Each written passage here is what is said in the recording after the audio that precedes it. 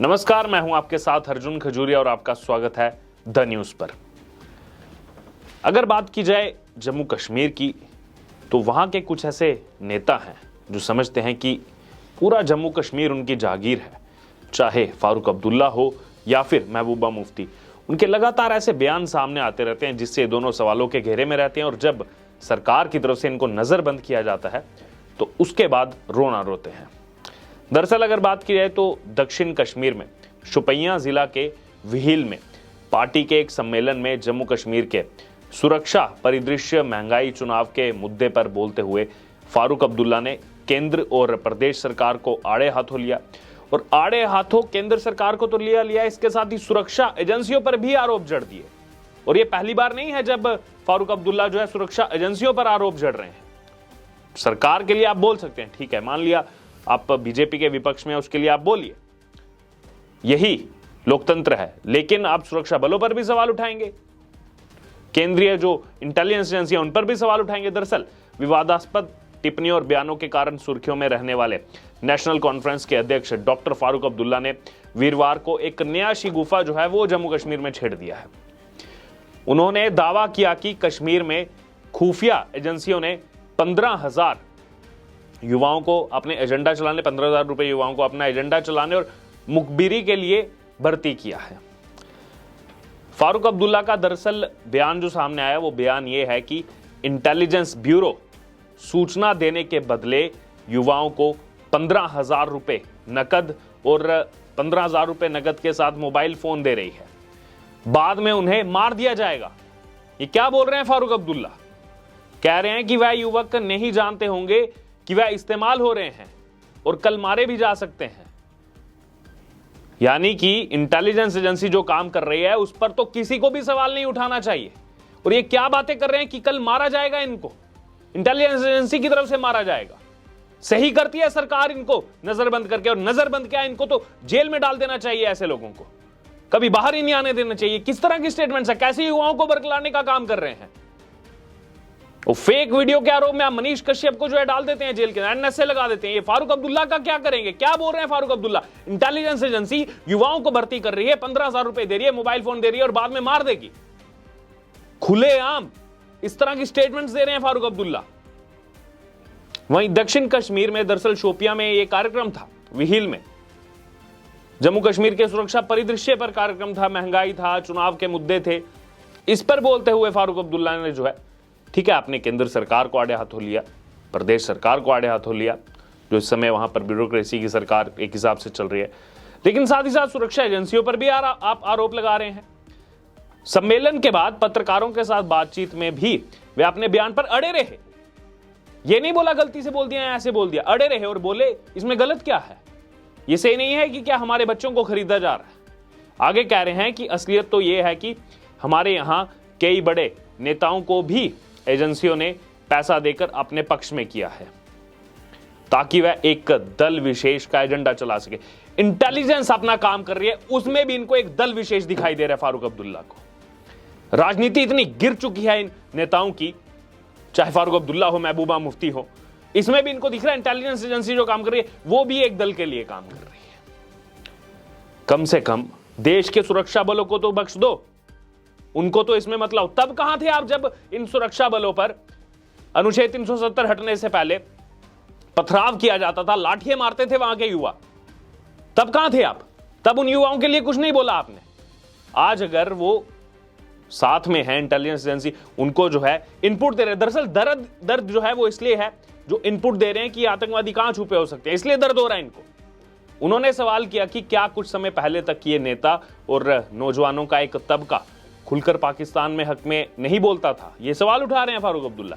कह रहे हैं कि ये लोग पाकिस्तान का डोल बजाते फिरते थे, आज ये अचानक हिंदुस्तानी कैसे हो गए। इनको दर्द इस बात का है कि वहां के जो युवा हैं, वहां के जो लोग हैं, वो आज हिंदुस्तानी कैसे हो गए। इस बात का दर्द अच्छा लग रहा है फारूक अब्दुल्ला को। इस बात पे उनको पीड़ा कि पहले तो पाकिस्तान का डोल बजाते थे, अब क्यों नहीं बजा रहे हैं। अरे चले जाइए पाकिस्तान फारूक अब्दुल्ला जी, देख रहे हैं ना वहां के हालात, चले जाइए वहां पर। नहीं आप जैसे लोगों की जरूरत है यहां पर। गुणगान हमेशा पाकिस्तान का। अभी दर्द इस बात का हो चुका है कि देखिए पाकिस्तान का डोल बजाते थे, पाकिस्तान के लिए इतना अच्छा बोलते थे, अब क्या हो गया, अब हिंदुस्तानी कैसे हो गए। फिर जब सवाल उठाते हैं लोग इन पर, फिर कहते हैं देखो हमको टारगेट किया जा रहा है, इस तरह की भाषाशैली का उपयोग करेंगे, कहेंगे कि इंटेलिजेंस मार रही है लोगों को। प्रमाण है कोई आपके पास फारूक अब्दुल्ला जी? बताइए यहां पर आकर के, बरगलाओ मत कश्मीर के युवाओं को। वहीं उन्होंने कहा कि इन लोगों का मकसद नेशनल कॉन्फ्रेंस को कमजोर करना है, नेशनल कॉन्फ्रेंस जो इनकी पार्टी है, और कहा कि इन्होंने ही इन युवाओं को भर्ती किया है, इन्हें मोबाइल फोन और हर महीने एक मोटी रकम दी जाती है। उन्होंने इनके जो है अभिभावकों को सावधान रहने की हिदायत दी है। तब सावधान रहने की हिदायत क्यों नहीं दी जब ये पथराव करते थे, आकर के लाठी चलाते थे हमारे सुरक्षा कर्मियों पर? तब हिदायत नहीं दी आपने उनके पेरेंट्स को। आज यहां पर अगर मान लीजिए इंटेलिजेंस का काम है, इसमें किसी को बोलने का कोई हक नहीं है, इंटेलिजेंस अपने हिसाब से काम करता है। मान लीजिए अगर ऐसा कुछ है, वो इनपुट्स उनको मिल रहे हैं जिससे आतंकवादियों का सफाया हो रहा है, उससे आपको क्या दिक्कत हो रही है फारूक अब्दुल्ला साहब? वहीं इसी बीच भारतीय जनता पार्टी के नेता कविंदर गुप्ता ने भी आरोप लगाया है कि लोगों को गुमराह करने और भड़काने के लिए नेशनल कॉन्फ्रेंस और पीडीपी जैसे राजनीतिक दल जो हैं वो पाकिस्तान के हाथों में खेल रहे हैं। उन्होंने कहा कि नेशनल कॉन्फ्रेंस के अध्यक्ष डॉक्टर फारूक अब्दुल्ला हताश होकर इंटेलिजेंस ब्यूरो पर जो है आरोप लगा रहे हैं। आप लगाइए ना बीजेपी पर आरोप, लगाइए आप एलजी पर आरोप, इंटेलिजेंस ब्यूरो पर क्यों लगा रहे हैं? वहीं आगे उन्होंने कहा कि उनके गैर जिम्मेदार बयान में सच्चाई नहीं है। फारूक अब्दुल्ला और महबूबा मुफ्ती जैसे नेता कुर्सी छिन जाने के बाद उसी हाथ को काट रहे हैं जो उन्हें खिलाता है। आगे उन्होंने कहा कि कश्मीर के लोग नेशनल कॉन्फ्रेंस और पीडीपी की असलियत समझ चुके हैं। अब लोग उनके भड़कावे में आने वाले नहीं हैं, उनके बहकावे में आने वाले नहीं हैं। यही और आप उनको इसको देखिए, वो नेशनल कॉन्फ्रेंस से जोड़ रहे हैं, कह रहे हैं कि मेरी पार्टी कमजोर हो रही है, आपकी पार्टी कमजोर हो रही है, वो आपकी पार्टी की दिक्कत है, वो आपकी दिक्कत है।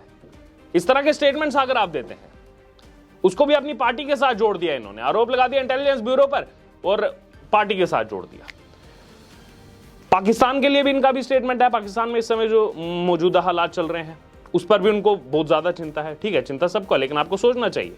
उन्होंने कहा कि अस्थिर पाकिस्तान हमारे लिए खतरनाक है, हमें एक स्थिर पाकिस्तान चाहिए। स्थिर जम्मू कश्मीर की बात करते हैं कभी आप?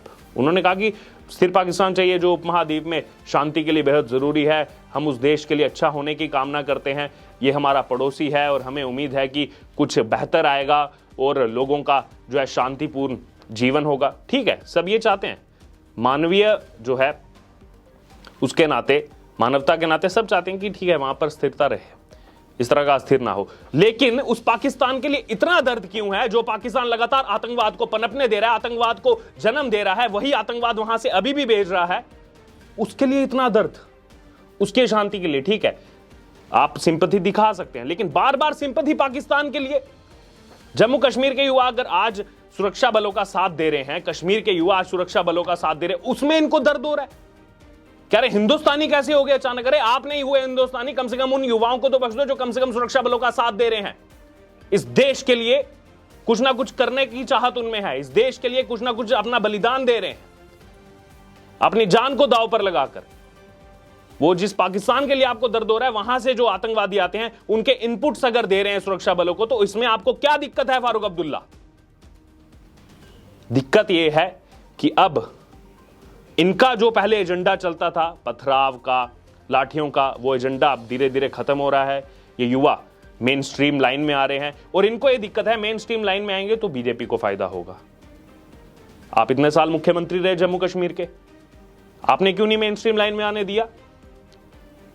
अभी यूनियन टेरिटरी हुई है ना जम्मू कश्मीर, इससे पहले तो जम्मू कश्मीर राज्य था, आपके हाथ में पुलिस थी, आपके हाथ में सब कुछ था, तब कुछ क्यों नहीं किया फारूक अब्दुल्ला ने? तब युवाओं के लिए क्या किया आपने फारूक अब्दुल्ला? आज आपको यह दिक्कत हो रही है कि क्यों सुरक्षा बलों के साथ जो है ये युवा मिलकर के इनपुट्स दे रहे हैं, और आतंकवादियों के लिए क्यों दर्द हो रहा है आपको? देने दीजिए इनपुट्स। आतंकवादी जितने वहां से आ रहे हैं, सबका ऑपरेशन ऑल आउट चल ही रहा है, पहले की तुलना में अब कम आ रहे हैं, और जितने भी आ रहे हैं उनको सफाया किया जा रहा है। उससे आपको क्यों परेशानी हो रही है? क्योंकि आपका वोट बैंक आपका बिगड़ रहा है। कहानी सारी ये है। वो जो मलाई पहले खाते थे ना, केंद्र सरकारें पैसा भेजती थी, ना तो जम्मू में लगा, ना तो उस समय क्योंकि लद्दाख हिस्सा था, ना लद्दाख में लगा, ना कश्मीर में लगा, वो लगा केवल आपके जो ये गुपकार गैंग है, आप हो गए, महबूबा मुफ्ती हो गए, इनके जो घर हैं वो डाउनटाउन के इलाके में, वहीं लगा ये सब। गुपकार रोड पर जो पूरे इनके घर हैं वहीं पर लगा, और जो जम्मू में कुछ आपने कोठियां बना रखी हैं वहां पर लगा है सारा पैसा। इसलिए अब आपको दर्द हो रहा है कि अब वो मलाई कैसे खाएंगे।